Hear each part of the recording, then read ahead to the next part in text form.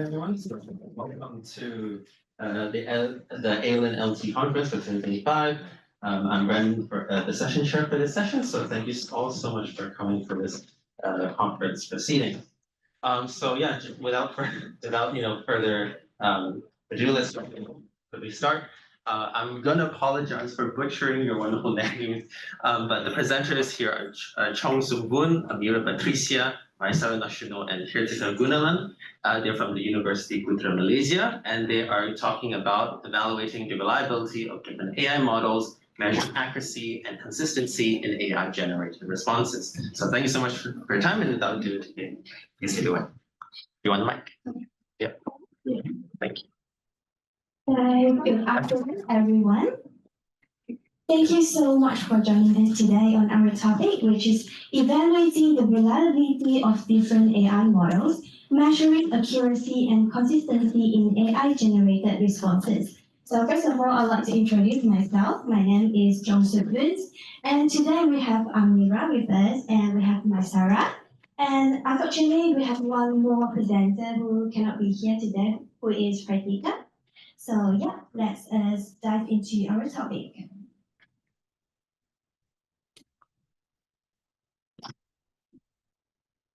So first of all, as we know, with the introductions of AI has made accessing information much easier, that various AI platforms are now easily available online and through the mobile phones, that allowing users to get a quick answer on various topics such as education, technologies, and even healthcare. So for now, I would like to introduce a few AI platforms that we use in this study. First of all is Gemini, which is known for its multimodal tasks. And then we have Copilots that widely used for coding assistance. And we have ChatGPT, which is really popular from conversational AI, and Perplexity, which are more focused on search-based queries and providing a concise explanations. So I think for now we will have a question that we know that actually AI too, they give us a very quick answer just within a second. But here is a question arise. Are they accurate and consistent? So the accuracy and consistency of responses to paraphrase questions still remain uncertain because when questions are paraphrased or reworded, AI models may struggle to interpret the intended meanings accurately. So as a result, the implications of inaccuracy and inconsistency can lead to errors, biases, and also misinterpretations in education, healthcare, and software development. Therefore, understanding the reliability of these AI models is crucial to ensure that they support rather than hinders users' learning and decision-making processes. So for our study, the main objective is to evaluate and compare the accuracy and reliabilities of Gemini, Copilot, ChatGPT, and Perplexity when answering paraphrase questions. And specifically, we need to identify which can perform best overall. So before we go into our topic, then I would like to introduce some of the existing research that related to reliability. First of all is from the Hanchi et al. That analyzed the AI in palliative care. That from this research, we know that Perplexity had the highest reliability score, and none of the chatbot met recommended reliability levels for patients' education materials. And second one, we have the Soriano et al. That compares 6 AI models. And ChatGPT 4.0 and SDI Space actually provided the most valid sources. And while other AI models may struggle with non-assistance on unreliable sources.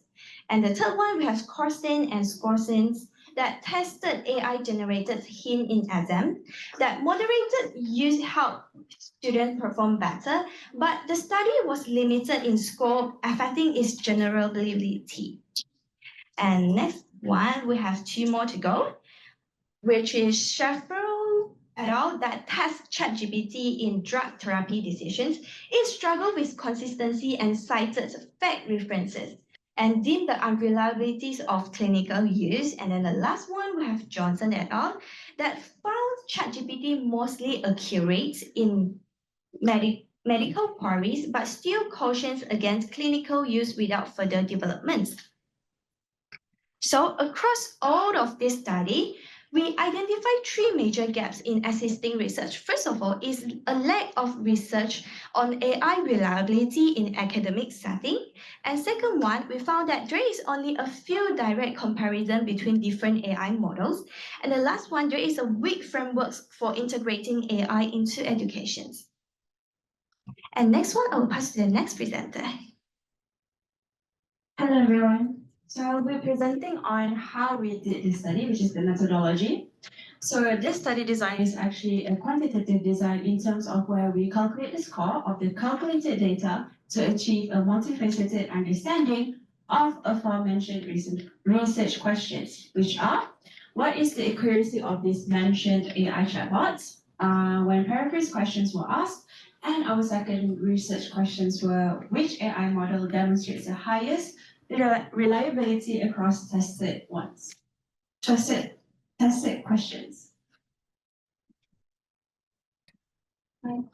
Please. All right.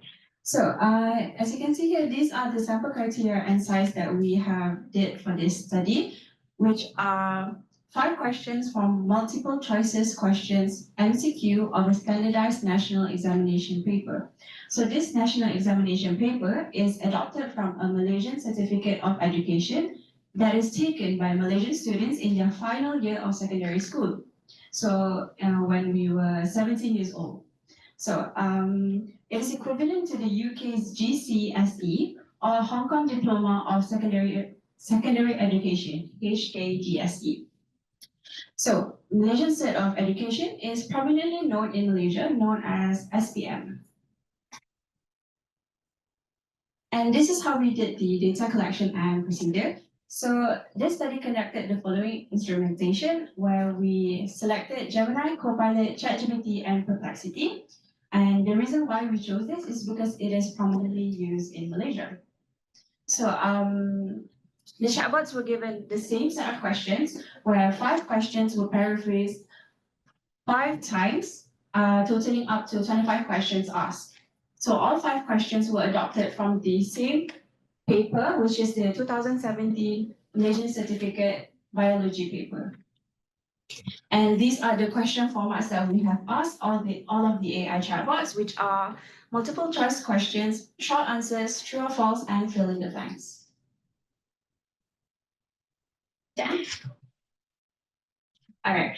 So why did we paraphrase it 5 times? It's because the repetition to the questions was to test the consistency of the AI chatbot on generating the same answers, the correct answers consistently and accurately. So we test if the answers will still be the same through paraphrased questions.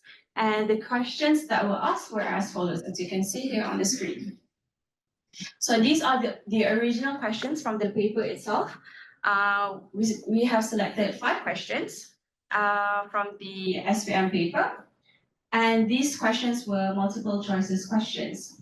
But what if we had paraphrased it into other types of questions? Next slide.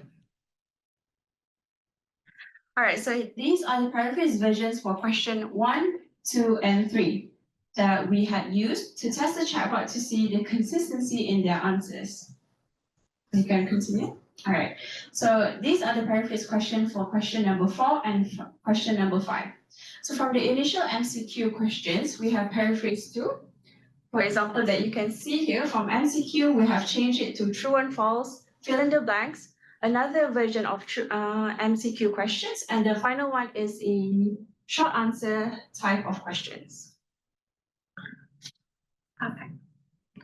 All right, so the measurement will be taken from the accuracy and similarity of the answers from each paraphrased questions. So if answers differ from one paraphrased question to another, the reliability score will decrease.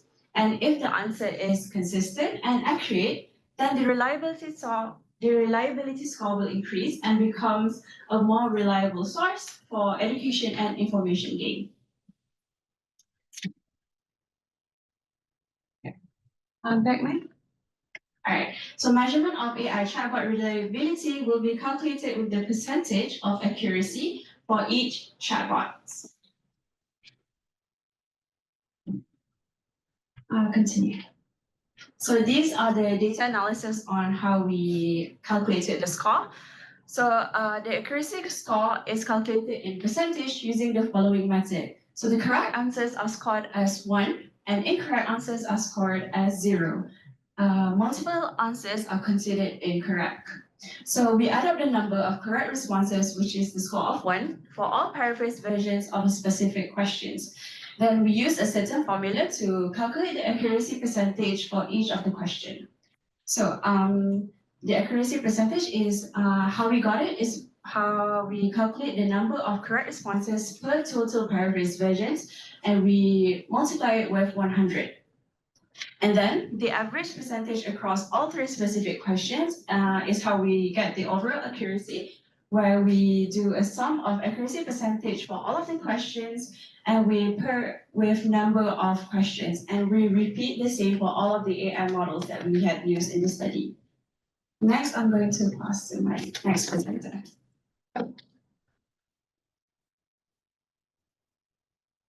Okay, so moving on to the core of the study, which is the results and discussion. Let me begin with to remind you that our study is to evaluate the reliability and the accuracy of the 4 AI models. So this is the result for each of the models. The first one is the Copilot. The accuracy of the Copilot is 100%. Before that, I begin with the color code in case you don't know what it means. So the green color actually means that it is all correct answers. And later on, you will see there are a few incorrect answers, which I color coded in red color. Also, for ChatGPT, it's also similar with accuracy 100%, where they could answer all of the 25 paraphrase questions without any mistakes. With different kinds of format, the MCQ, the open-ended questions, and the rest. Okay.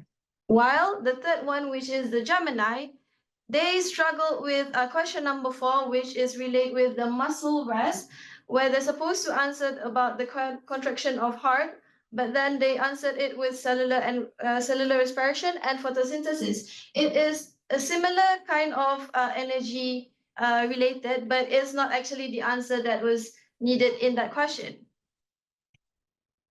And Perplexity also scored 92% out of the 25 questions. So, but this one, they have 1 for each, which is question number 3 and question number 4. So, why this one? Sorry.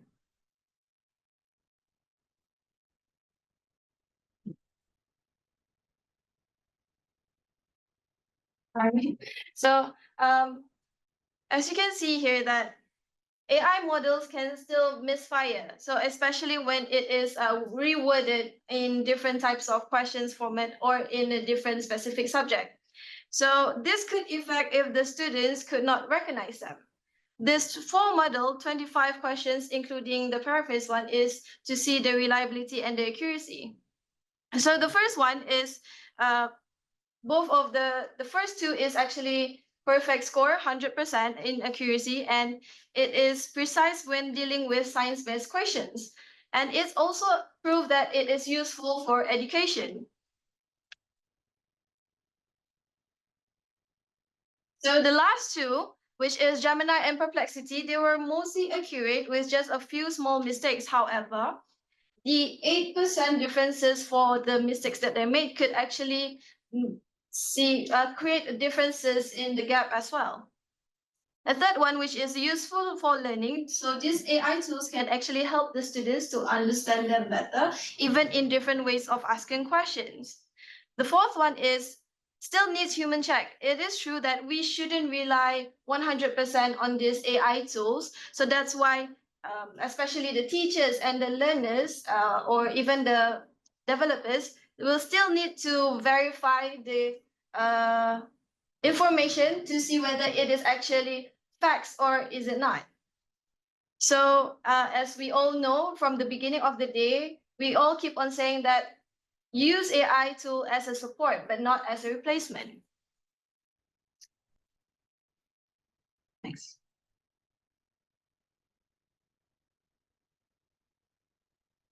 So these incorrect answers, we could view them as opportunities, not a problem. So it could make us understand more and make more improvements for each of the models. So let me recap for each of the things that we've discussed. So the objective was addressed, which is to evaluate and compare the accuracy and the reliability for each of the 4 models, which is Gemini, Copilot, ChatGPT, and Perplexity for Paraphrase Malaysian High School National Examination questions, in total of 25.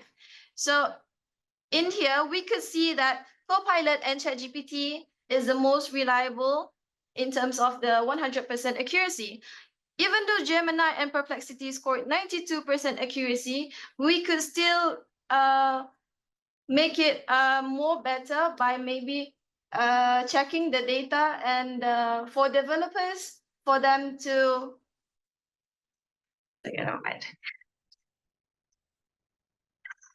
I'm sorry. Okay, so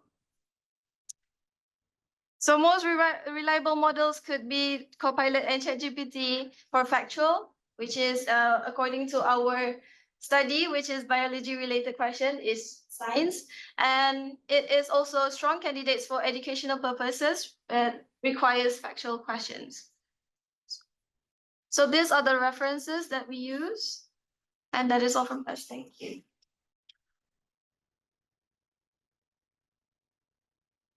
Thank you so much for that simple presentation. So we actually have quite a bit of time for if we have any questions doing it in the forum.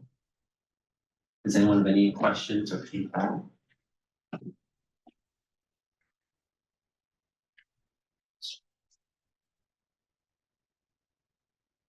Yeah, makes sense for the presentation. It's very interesting work.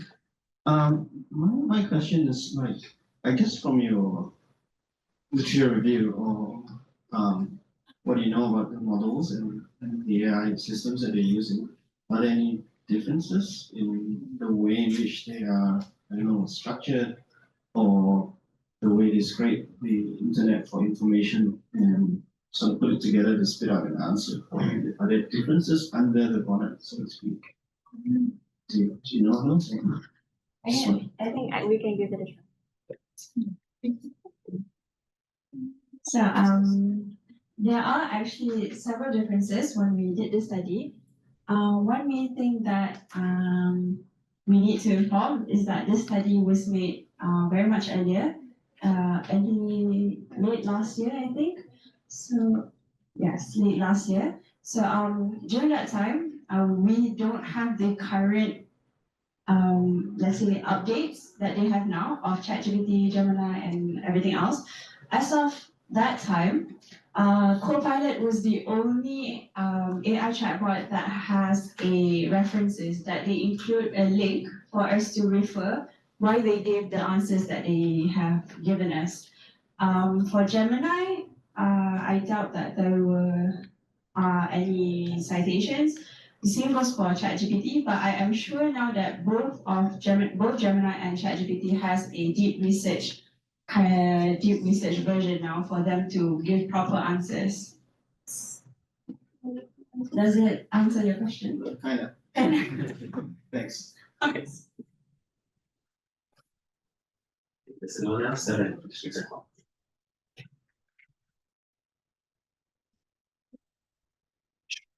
So you just mentioned that you did it last year. Yes. Okay, so if you do it right now, how many kind of accuracy do you expect for the Gemini and another one? 92% accuracy. But do you think it's still 92%? If you try it today.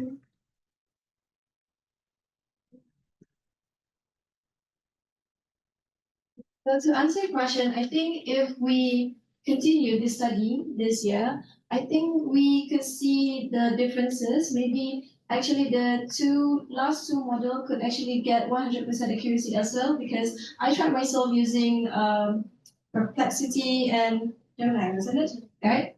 And actually, right now, previously they don't have the citations and the sources. So right now they actually provided the citation and sources as well. But I know that Perplexity, they actually use it more towards literature, no, linguistic purposes, like language purposes. Maybe it depends as well what kind of subject we are looking at. Is it answer?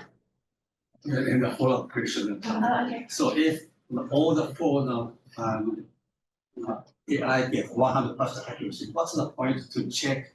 I mean, you said a human has to check it before. What's the point of checking? Because nowadays, if all the AI get 100% correct.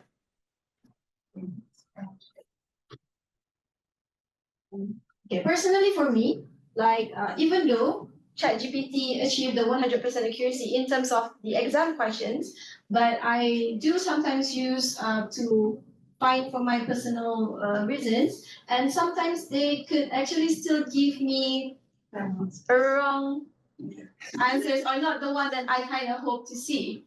Yeah. And can I add a bit to that? Sorry. I think it's based on what topics are you using the AI chatbots for? So because I have heard that DeepSeek is good for coding, and I have heard ChatGPT is good for language using. So it kind of differs on what AI chatbots you are using for which topics you are teaching. So two of the 5 rules were inaccurate to some extent. Did you find out why? What caused the consistency and inaccuracy of the answers from those people? Why?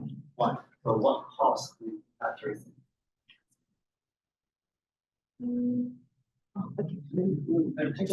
It's okay.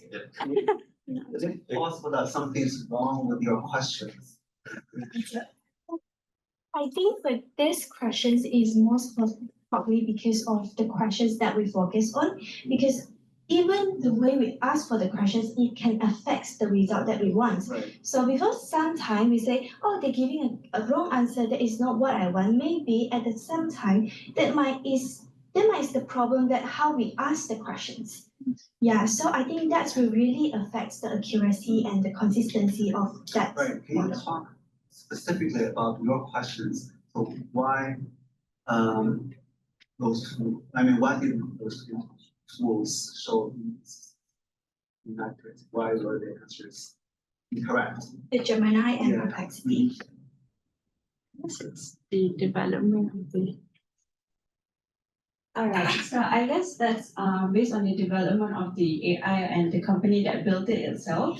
Because this is after we completed the study, we actually asked the AI chatbots, okay, why you answered what you answered. And most of them answered, oh, I'm sorry, my creator created me. This is only the limit of the information that they gave me, so I can't give you further. So but to that, I think that's one of our gaps as well, that another study can probably support on this to see on why the answers give what they have given us.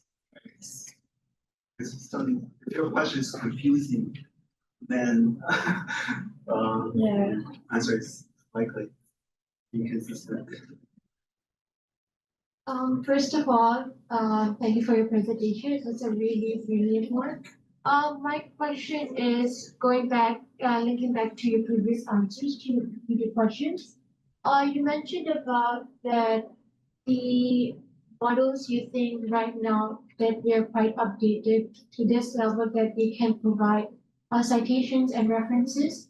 But I have personally used some of the AI models, and when I have click into the citations or the references that they would give me, it shows that it's error, or it might be just it would be something like it's not what the source they used.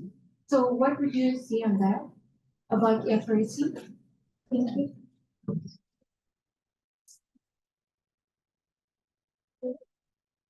Okay, so to answer on that, As I mentioned a couple of times that these AI chatbots are continuously new developing by their developers. So yeah, that's one of the things that we mentioned on that we constantly need to double check and human check all of the answers because they still can give errors and faulties in their answers. Yeah. Sorry, I cannot add more to that. Sorry. So thank you. So I guess we have time for one more question, if we have any. You got one last question. Okay, yeah. Acknowledge. Yeah, I mean, it's quite cool what you guys are doing. Maybe a suggestion, or maybe you already have that in the works. Are you planning to actually push these AI machines a bit further with more complex questions or tasks? And we can evaluate their quality in a different way, like problem solving or maybe a scenario. Try to make them solve and see what happens.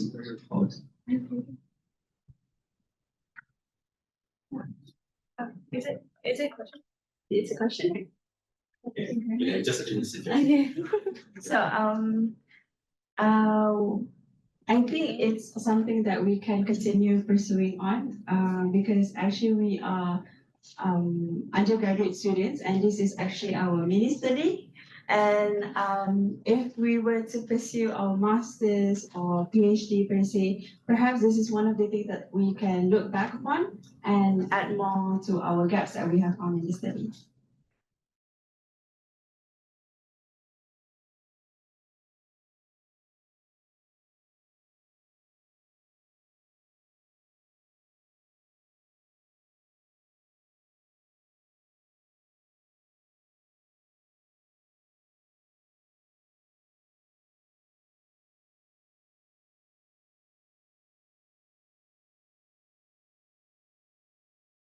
Presenter, we have Ying, and Qian Wang, who is presenting from the Chinese University of Hong Kong, Shenzhen campus, and they will be talking about leveraging large language models for personalized course tutoring. Thanks.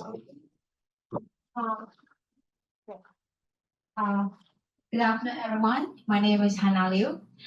So today, this is not actually a study, because this is a newly established project. So I'd like to share some of our ideas about AI tutoring. So if you have any suggestions, any comments, feel free to let us know. So I will first, in my presentation, I need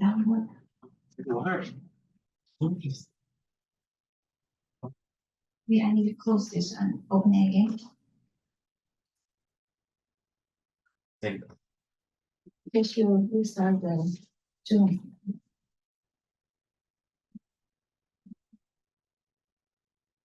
How is it like? Let's go now. Yeah. Thank you. So I will first briefly introduce our project and also some teaching context, because our project is mainly based on the teaching context in our university. And then after that, I will introduce our objectives and some of the research methods to build the system and also some project evaluation. And so we know that everyone knows since the release of the ChatGPT in 2022, there has been a transformation in education in all different levels and all different aspects. So for example, AI can help us in curriculum design, right? It can ease the burden of the teachers in preparing for the materials. And also it can facilitate second language writing and reading. And also it can improve the design of assessment. They can even help teachers to mark these assessments. So in our project, we want to particularly focus on the individualized tutoring. So we want to build an AI tutoring to help us to teach in one course. So let me introduce this course for you. So we focus on one English course. It is English for academic purposes. And this course is a mandatory course for all the year 2 students in our university. It carries 3 credits, and we meet students twice every week. And altogether, we have 3 hours, including both teaching and tutoring. So this course is designed to help our undergraduate students to further develop their academic literacy and academic skills. And before that, in their year 1, they have already completed 2 fundamental courses. So that courses will help them to consolidate their reading and writing and speaking. And we know that for the high school graduates in China, they may have very high score, over 130 in Chinese Gaokao, but most of them may not have a lot of practice in their speaking, right, in their writing in academic settings. So after 1 year training, we suppose they already have an intermediate level of academic English proficiency. So they will start to take the ENG 2001 course. And one special feature of this course is we do not train them in terms of their reading or writing or the basic skills. We mainly want them to conduct a very small scaled project. We ask them to write a research proposal in the first half of the semester. And then they need to conduct their whole research based on what they have learned. And then at the end of the semester, they need to submit a research paper. It's about 1,500 words, right? So why this course is particularly relevant for the students in our university? Because the special feature of our graduates in our university. If we look at the data, so according to the report of our CVP University, we can see here over 84% of students will pursue postgraduate studies in our university. This is why we think the mastering of essential research skills will help them for their future postgraduate studies.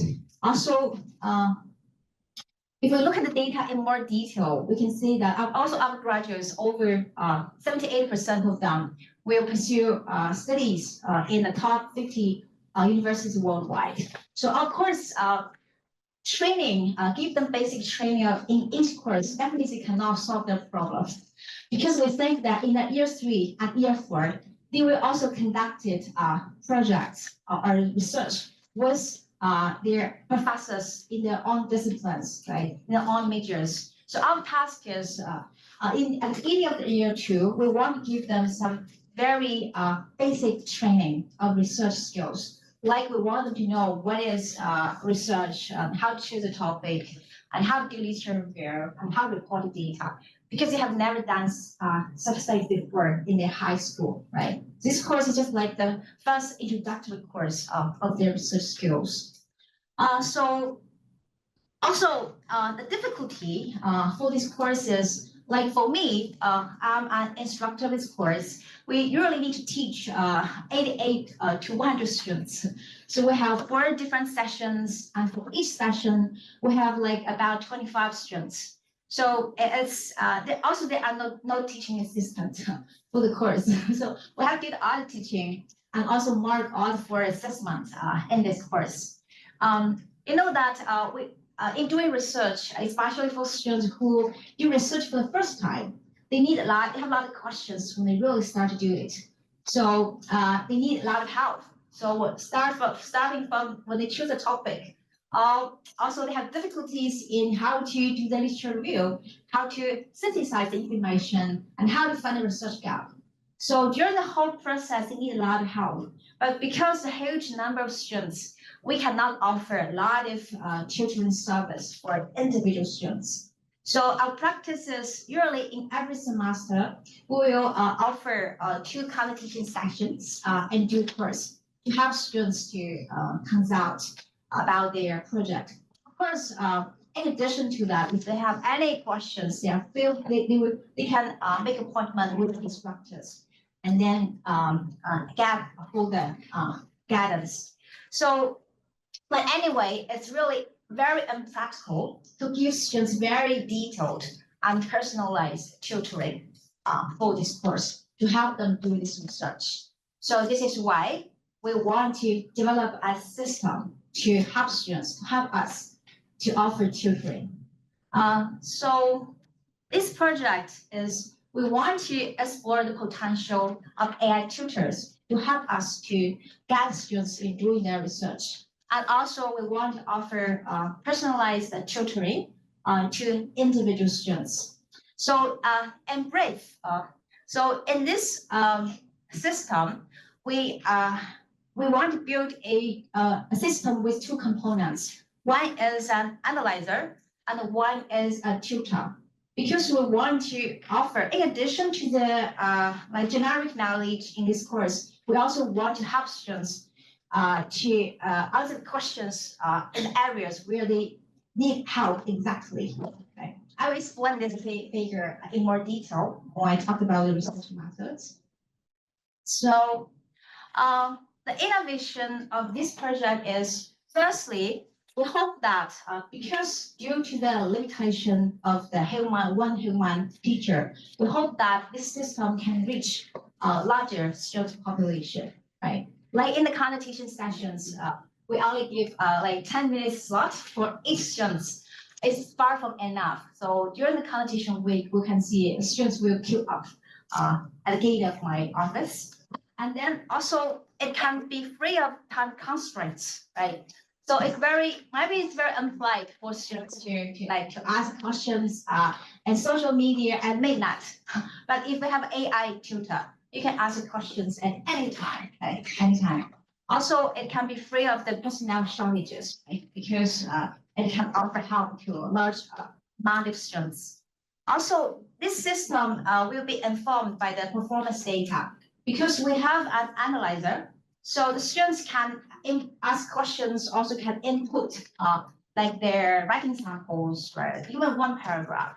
And then we hope that based on the performance data, during the whole, we can record all the performance data of the students. So during the whole semester, students at the end of the semester, so the teacher can track student progress, can give like dynamic tutoring, timely support in due course, and also at the end of the semester, we can see how students progress from the beginning until the end of the semester. Of course, another purpose for this project is we hope that usually when other universities support our project, they want our project can be more generalized. So if we build a system, they hope that we can be open source and then can be used in other courses in the university. So here is other research methods. So as I just mentioned, it includes an analyzer, right? Analyzer. So the purpose of the analyzer is, for example, it can assess students' learning outcome achievement, right? So we'll evaluate students' writing or their questions or the performance data based on our learning outcomes.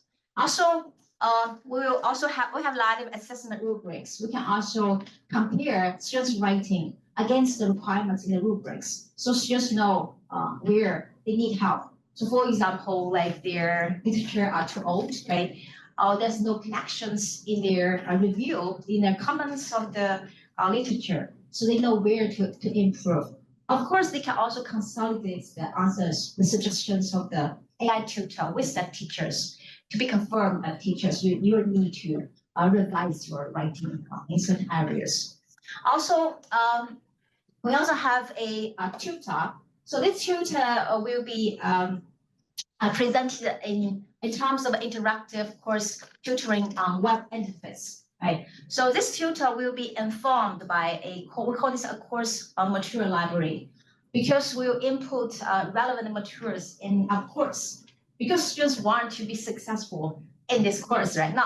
They not only want to be successful in doing research, they also want to be successful in the fulfillment of the learning outcomes in this course. So for the construction of the material library, we will input, for example, the teaching, the PowerPoint slides, and frequently previous student samples, or good samples or bad samples. Also, like frequently asked questions by students. So if they ask the tutor, so the tutor can be trained by the material library, and also we use RAG tutor to give the good answers to the students. So in this system, we hope that we can both anticipate questions, anticipate difficulties, and also address difficulties of the students. So of course, in order to build this system, we need to use the features of LLM, right? LLM, like the long context understanding, or RAG basic knowledge, or the semantic understanding, instructions, and the instruction following abilities. So of course, I am a language teacher. I need to work together with staff in the computer science to build the system. So we work together, we offer what we want, and then the staff, our colleagues in computer science will help us to make our ideas into reality. Right? This is how it works. So in short summary, so the deliverables of this project, we hope that we can build a personalized, interactive course tutoring web application. And also at the same time, we can also construct a course material library to anticipate, address potential difficulties, and provide help corresponding solution to our students. So at the end, I'd like to talk about how we are going to evaluate our project, right? How we know that it can help our students. So firstly, we plan to initially roll out the system to a small group of students and teachers to seek for feedback of their usage of the system. And after that, because this course only be offered in the first semester, so we plan to integrate this AI-assisted tutoring system into this course next academic year. Of course, we also will compare the learning process and the learning outcomes of students supported by AI-assisted tutoring in the future years, and also those previously engaged by only human tutoring. So we seek feedback from students from our previous graduates and also students in the future. So this is really our idea of the AI tutor. So as I mentioned, we haven't done much on that. So if you have any suggestions or any comments, so feel free to let me know. Okay? Thank you very much. Thank you very much for this very exciting venture. So we actually have quite a bit of time for questions and comments. Does anyone want to, any inquiries about this venture that the presenter is doing?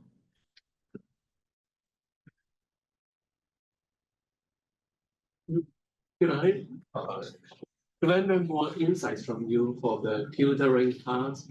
Will it be something like a conversation chatbot? The student can put their questions there, or what kind of things will be the I think it's mainly at this stage we think it should be a web application. It's like chat box, so students can input their questions and the tutor will give them answers. It's mainly like this, but all the answers will be based on the teaching contents in this course, right? So this is like one.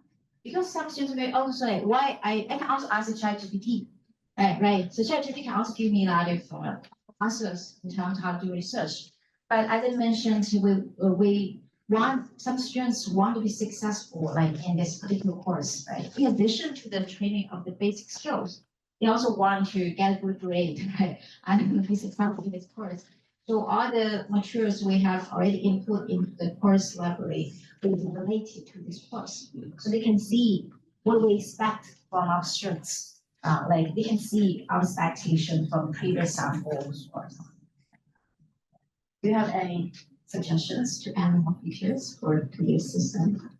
I don't know, after your feedback, I just think, for example, is it possible for students, because you ask them to write a research proposal and paper, right? Yeah. Is it possible for them to submit some draft, and then based on the first draft or second draft, they can give some tailor-made feedback for the draft, and then for them to revise. Yeah. Maybe that could be more tailor-made or different from the general ChatGPT. Sure. This is also part of our design because as I mentioned, we have an analyzer. So the analyzer is to analyze their difficulties, their problems, right? Usually we teachers we have a rule like we teachers do not just read your draft to be submitted for assessment because it's not fair to other students if you cannot do that. So yes, right, we have that part. They can input their their draft into the system. So the analyzer will, based on their performance data, will give them some suggestions. This is also part of what we want to do.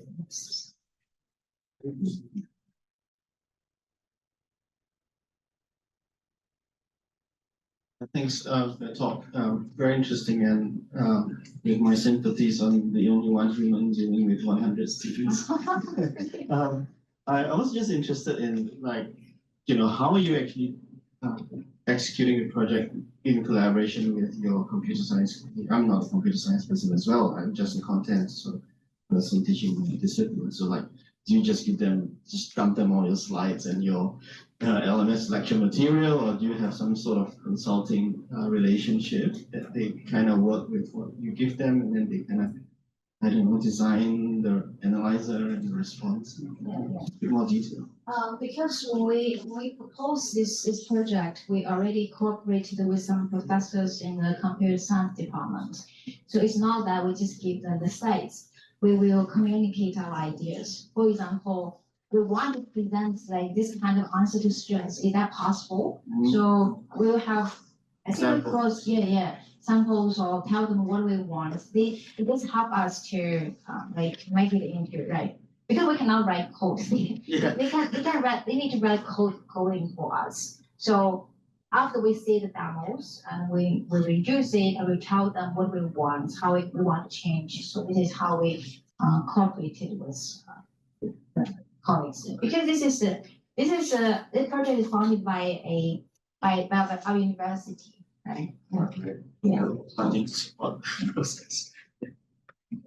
Thank you so much. Is there any more questions or comments or suggestions?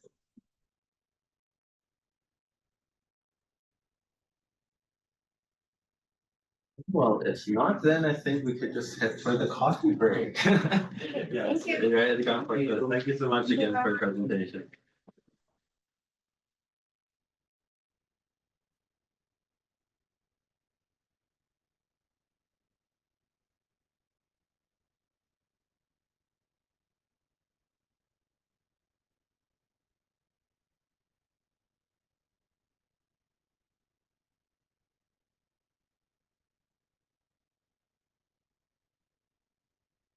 Bar to move on.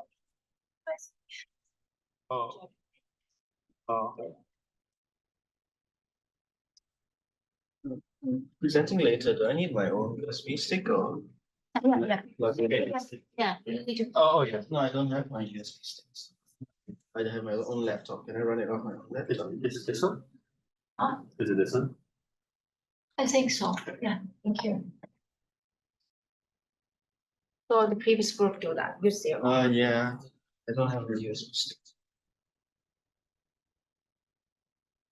Okay, thank you. Okay. Yeah, yeah. So yeah, hello everyone. Thank you again for joining this session in AIinLT conference. So yeah, our last speaker before our final set of keynote speakers will be Dr. Alexis Pang and Beau, and they'll be talking on authentic social learning design in undergraduate environmental science using Perusall AI platform representing the University of Melbourne. So again, thank you so much for coming. Right. So I guess what's worse than standing between you and lunch is actually standing between you and the end of the day. So, but hey, let's make it as sort of conversational as possible. A little bit about myself. So I am from the University of Melbourne, and I'm a soil scientist by training, but I'm also an educator by background. as you might detect from my accent, I grew up in Singapore and was a high school geography teacher in Singapore before doing my PhD in Australia. So, and this presentation is about how we actually wanted to integrate various elements of teaching and learning that we felt would be really effective in engaging our students and helping them to learn about the content and skills that we wanted them to learn. So my colleague Beau, he's back in Australia, doing other things like setting a new house. Anyways, so just a little bit about the subject that I teach. I'm the subject coordinator, and Beau was the senior tutor, and we worked together on this sort of an innovation project. And so the subject that we teach is titled Natural Environments, and this is an outline of the content and skills that we want students to have, all right, by the end of the subject. So elements of the natural systems that underpin agricultural production and natural resource management. It's kind of the environmental science subject that the earlier speaker was talking about. And so those are the applications, why you need to have that understanding, because it translates into sustainable management of the use of the natural environment for resources. And so this is a conceptual framework that we work with. And so those of you who have done environmental science or physical geography know about these 4 great spheres of our Earth, something that I always have a passion teaching about and studying when I was a student as well. So I'm not going to talk about all 4 of them, but essentially we deliver the content over a 12-week semester with a week's break in sort of in the middle or 3/4 of the way through. And so what we actually work with, or who we work with, are around about 400 each year, first-year students, and they come from various faculties or courses. We call them in agriculture, natural resource management, engineering, and some students also take this subject as a science elective, and art students actually take the subject as a breadth subject as well, so across coming over to science. And so we want them to, want students to be able to have some practical skills in landscape assessment and interpretation on the left. And then on the right side, you can see we want them to also appreciate scale. So as a geographer, scale is particularly important dimension for people to look at in terms of space and in terms of time as well. So time scales. And so these are the themes that we explore. And we want also them to build foundational skills in using databases and mapping tools. So we were evolving the subject to have a good degree of authenticity, even though of course we already had a good level of authenticity because we already were sending students out to natural landscapes and parks to actually analyze, study, measure, and study the landscapes there. So authenticity, authentic learning was the pedagogical approach that we were working towards throughout all, various elements of the subject. So, situating learning tasks in the context or close to the context of real world situations, AL, authentic learning, facilitating acquisition of robust knowledge, transferring more readily, and also embedded in authentic situations. So the idea of situated learning by Collins and Grade back in '89. And also I cite Harrington and colleagues there in authentic learning environments.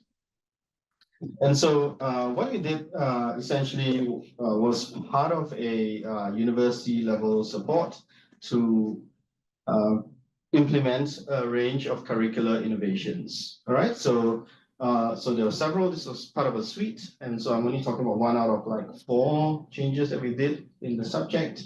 So first was using Perusall, and I'll tell you more about Perusall a little bit later on. As for early and formative assessment, it's AI aided, which is why I'm here talking to you about it. Previously, it was just a traditional quiz. All right, that students were kind of okay about it. They would get anxiety about it, sample questions, what's the answers, that sort of thing. And then, so we couched it as a resource analysis task. And so, and so the resource that we wanted students to analyze, it's actually a conservation action plan poster that I'll show you just a bit later on. And there's links here to them as well. I don't know whether you get slides, but I'm happy to share some of the slides with you. And so we sort of designed this sort of assessment piece as part of also students interacting with the content and with each other, because, you know, going along with the social constructive, learning paradigm, social cognitive learning paradigm, constructivism. And so just a bit of, I guess, familiarization with locations and regions. So Australia, quite familiar sort of shape, right in the bottom right side of the world. And this is where Melbourne is. And this is a zoom in of Melbourne. And this is a look in at Wilson's Prom, the Prom, we like to call it, Wilson's Promontory, which is a very pretty popular famous area to camp and hike, but also has a very interesting geology and landscape, which is what we wanted students to actually be able to analyze. It's pretty scenic as well. So this was the, this is an example, and we change the posters every year. And so this is the Conservation Action Plan poster that is published by the Parks Authority. And so sort of linked to the earlier sort of visual literacy thing by the earlier speaker. So there are some elements which are more visual, but are focused, discipline focused literacy that we actually wanted students to have as well. So not only just an attractive and engaging design, but also being able to understand maps of vegetation, for example. And those vegetation maps, it's a bit blur, vegetation maps do correlate with the topography, the terrain of the area, as well as the geology and the landscape evolution history of the area as well. And so it very sort of succinctly summarizes various elements and components of the landscape and the way they interact with one another. And so obviously this is kind of like an infographic or info poster that the Parks Authority quite authentically tries to publish to communicate to the public what the plans are and what are some of the key issues. All right, so the different landscapes and then different conservation aspects, different threats as well, and how to deal with those threats. Okay, so just give you a little bit of time to look at them. All right.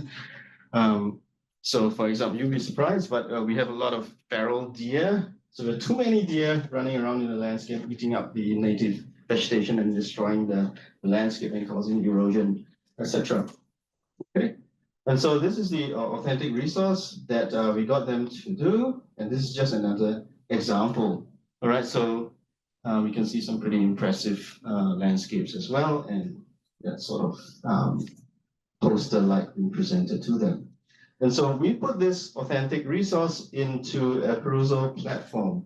So can I just check, like, does anyone here work with or heard about Perusall? Yeah? One person have been tried? Yeah, yourself? Heard of it, yes. Okay, great. So essentially it's a tool that's really made off the shelf to use. It was developed at Harvard. It's actually a social annotation platform. So it's a digital online web-based platform that allows people, namely students and instructors, to go in and digitally annotate content. So that is the cognitive interaction with the material plus the social interaction as well online amongst all the various participants. And so that kind of dives into the whole sort of socio-constructivist learning environment, talked about based on Vygotsky's ideas. And the element that I will go into is the AI-supported assessment. Okay, but the AI also helps the instructors and to point out actually some of the areas that we can actually help to clarify.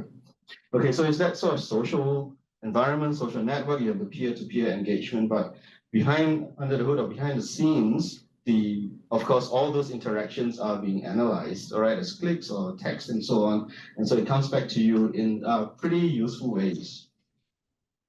But to prepare students, first year students, first semester, really need a lot of direction and preparation. So, some criteria for making good annotations. As one of the earlier speakers said, well, students do want to do well. So you want to have good quality annotations and get good marks.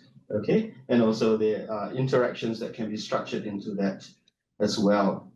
So, for example, trying to invite others for the comments or responses. So that's pretty critical to engaged learning. So I also put together some material to give them some guidance on how to make good annotations, in addition to what was available off the shelf from Perusall. Okay, so asking questions, as we usually do, asking questions, it opens up opportunities for interactions and understanding one another, and even like templates or phrases that they could use to construct questions. And so, as I said, we deployed this over a 2-week period, and so we wanted students to engage with the content, but also engage with one another, interact with one another over that 2-week period. So we thought that it would be more fun and engaging and less stressful than a quiz within half an hour or 1 hour quiz that you have to sort of sort for. And so these are some of the texts that students posted up, right? And before this project, I also did another project with another colleague, and there's a lot of interesting sort of markers where students actually give their personal opinions in a sense, and it's marked quite clearly that I agree with, I think that. All right, so there's that personal aspect to it that shows some level of engagement and sort of personal, it's coming from personal background. So, and further view of the interactions as well. All right, so their own thoughts and feelings, all right, about and critical. So if you look at this, like I feel like the writers could have given more detail on what certain areas of the park really mean. So they're critically looking at the content, right? And they're not just saying this is that. It doesn't give you a high quality comment. All right, they're sort of opening up and thinking sort of expansively about what's the cultural significance. Needs to be more detailed, etc. And so, but of course, as instructors or teachers, we do have to grade them. And so, in the background, you are able to make changes to various aspects of the assigned task. Okay, so you can sort of set it up, all right, as to what are the requirements for students and what is the weighting for marks, all right, for students to score. And so these are the areas that some are I guess more sort of quality related, so the content, okay.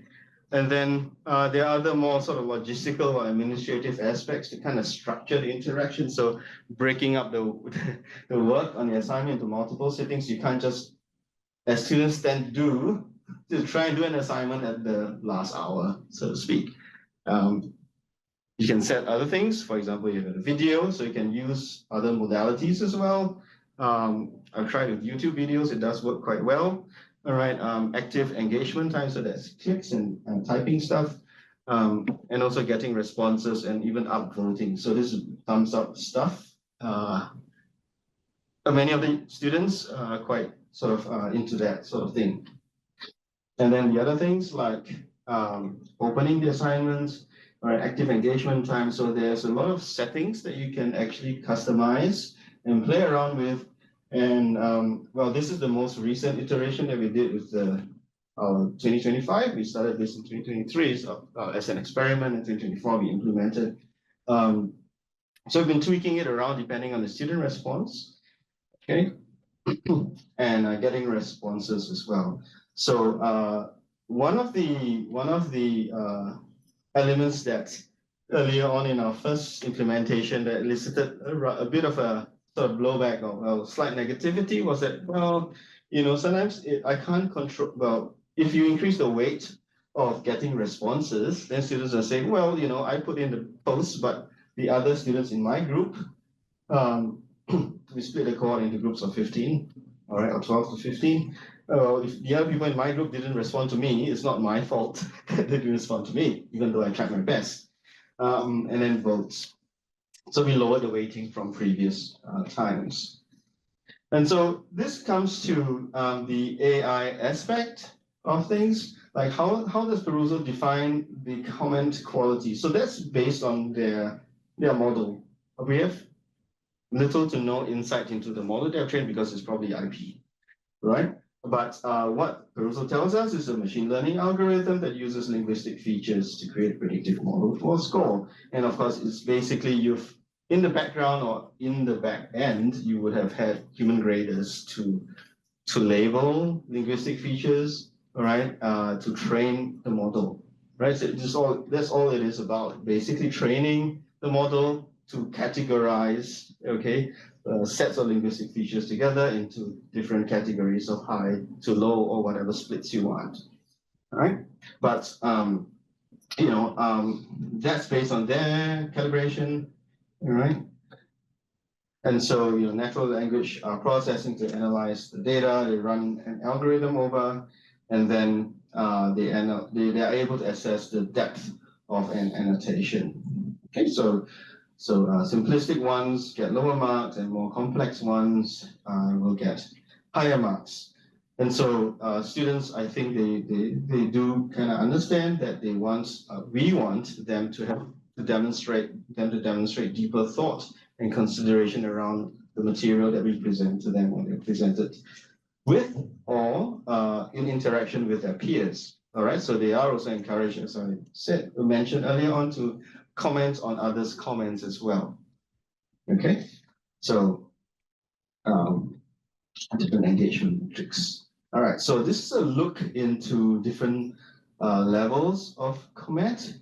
So you can see that this more extended comment, all right, that does include mention of some of the content in that poster, all right, and I guess some personal response to it as well. Contrast that with a low and medium quality response, which is kind of trite, and sort of personal curiosity being demonstrated, wondering if they're integrating the traditional owners of the land into the conservation action planning. So whether they have the traditional peoples of the land being involved in decision making as well. So just an illustration of the types of comments that we get.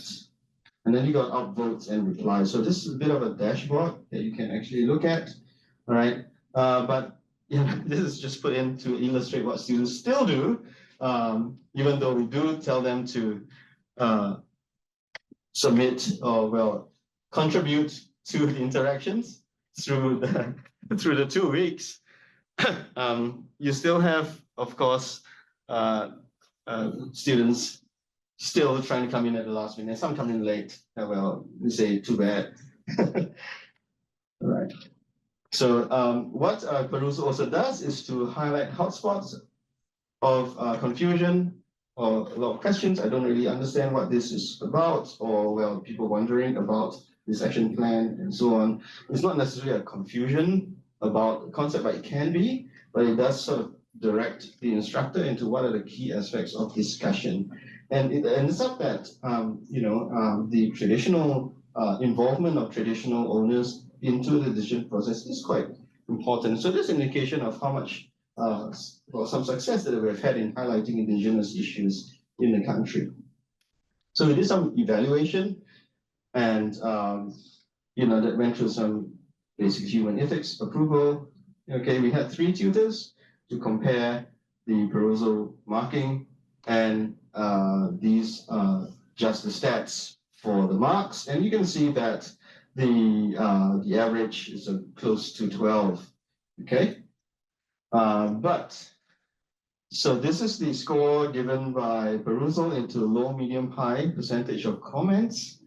And you'll see that the human markers are relatively consistent.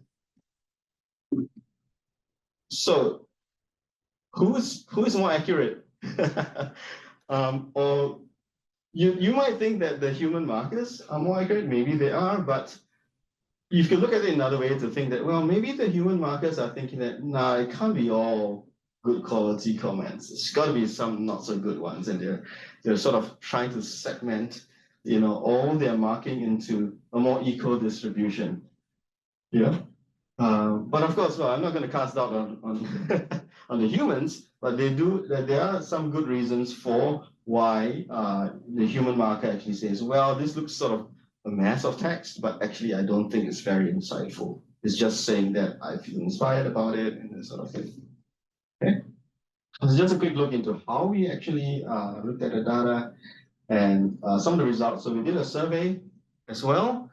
And so this was the first set of survey results that came back. And so generally the response was useful. So we were trying to understand whether students felt that they were better prepared or equipped, to analyze landscapes, preference, as well as collaboration with colleagues at work.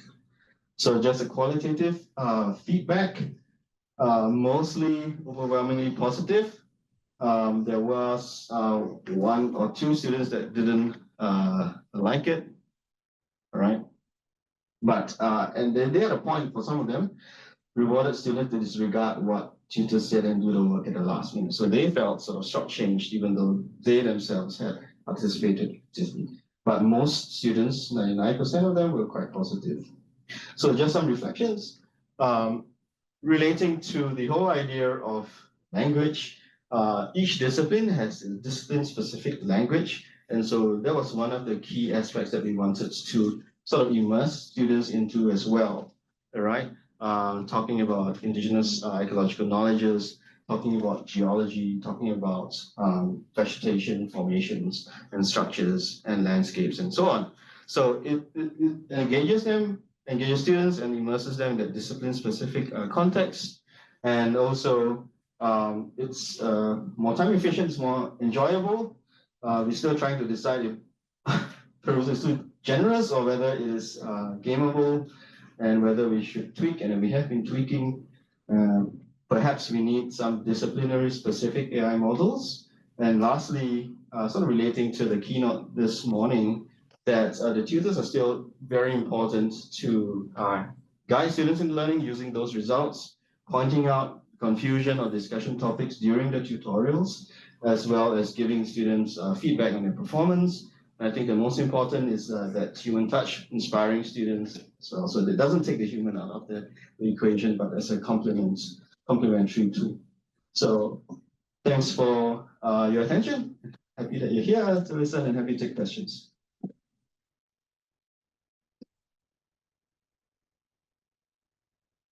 Thank you so much for that. And so, yeah, now we're opening the floor for any questions or comments you want to share.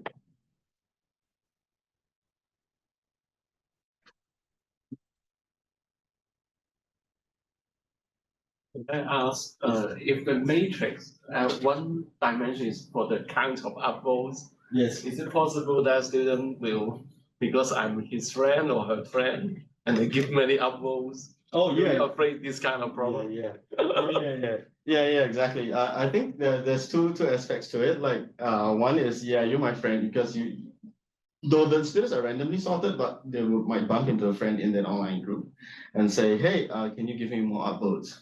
The other thing is like, there's this sort of group level collaboration to say, hey, everyone in this group, can we just respond to each other and upvote each other so that we all get better marks? So that's some sort of bit of group solidarity there. But yeah, that is, and I think that's also why, and that can be gamed quite a bit. And so we actually didn't give so much weighting to that. It's a 5% right now. But again, like we've made it into not so high stakes assessment as well, being a 10% of the total subject mark. But I think it does, we think that it does help to engage the students and make them feel better about learning the content in the subject. So I think the educational learning returns are, much higher than the 10% rate. Thanks for your question. No. I noticed that your funding is it 30,000 Australian dollar? Yes, Australian dollars. As if I want to implement in Hong Kong, I subscribe the model of the Harvard. How much for? Is it depends on the number of students? Will vary. How many students in your class? Oh, 300 ranges between 300 and 400. Really large cohorts. 300 to 400. Yeah, but we don't have a sort of cohort. Well, we don't have a number specific. I think it's a site license. So the university has a site license, and so you probably use as much as you like, because the tool is available to all lecturers, all instructors in the university. So we can use it for whatever subject they teach. Is it for 1 year only? I don't know. 30,000 Australian. Oh no, the 30,000 was very much for the research assistant support. For Beau, Beau was a part timer. This funding it's not for license. It's really for human resources. Yeah, extra time for. Then the school, the university has to subscribe to Harvard for site license. Yeah. I think but you don't know the cost. I don't know the cost. Okay. They're probably like a commercial spin-off from their initial research. So from what I know. So quite good, but who knows? I mean, anyone in here could do a commercial spin-off from an AI thing they develop. Yeah. Any more questions or comments? Sure. Yeah, feel free to get in touch. We're gonna have a chat. Cheers.